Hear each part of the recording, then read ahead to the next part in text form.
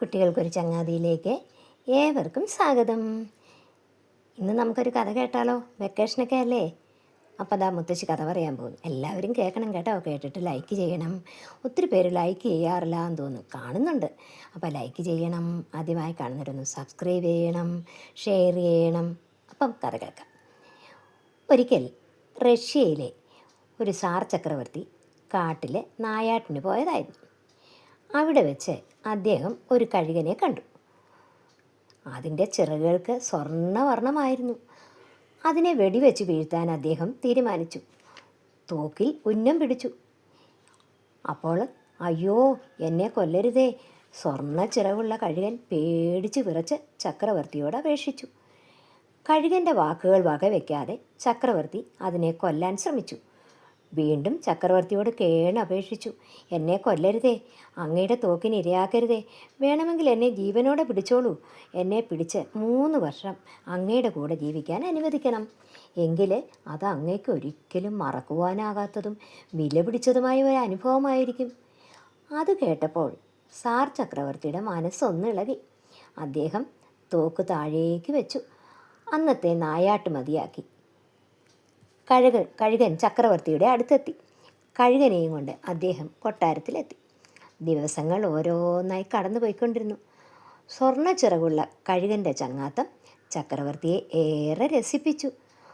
പതുക്കെ പതുക്കെ കഴുകൻ്റെ സ്വഭാവത്തിൽ ചില മാറ്റങ്ങൾ കണ്ടു തുടങ്ങി. ചക്രവർത്തിയെ പലതരത്തിലും കഴുകൻ പരീക്ഷിച്ചും നിരീക്ഷിച്ചും കൊണ്ടിരുന്നു.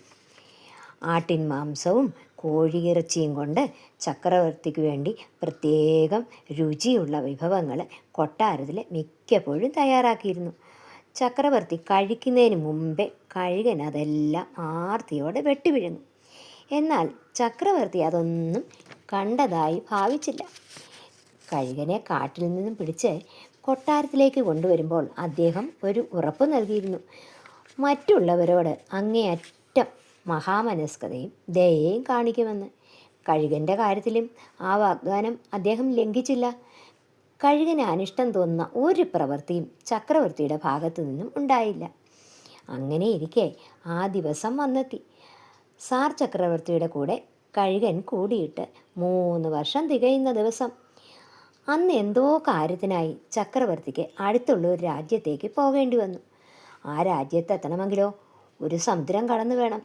സ്വർണ്ണ ചിറകുള്ള കഴുകൻ ചക്രവർത്തിയെ തൻ്റെ പുറത്തിരുത്തി സമുദ്രത്തിന് മുകളിലൂടെ ഉയരത്തിൽ പറന്നു.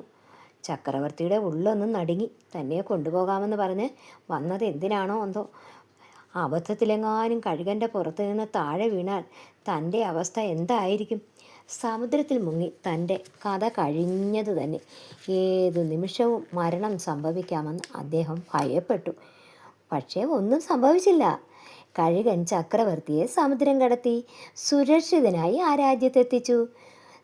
ചക്രവർത്തി പേടിച്ചതുപോലെ ഒന്നും സംഭവിച്ചില്ല.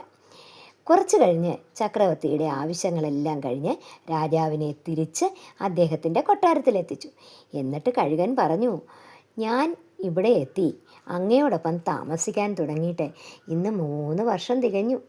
ഈ കാലത്തിനിടയ്ക്ക് എന്നിലൂടെ വിലപ്പെട്ട 3 കാര്യങ്ങൾ അങ്ങ് പഠിച്ചു. കേൾക്കണ്ടേ അതെന്താണെന്ന്? അതിലൊന്ന്, മഹാമനസ്കതയോടെയും ദയാവായ്പോടും മറ്റുള്ളവരോട് പെരുമാറുക. 2, എല്ലായ്പ്പോഴും താൻ കൊടുത്ത വാക്ക് പാലിക്കുക. 3-ാമത്തേത്, ഏതു നിമിഷവും മരണത്തെ മുന്നിൽ കാണുക. ഈ 3 കാര്യങ്ങളാണ് അങ്ങയ്ക്കുള്ള എൻ്റെ സമ്മാനം.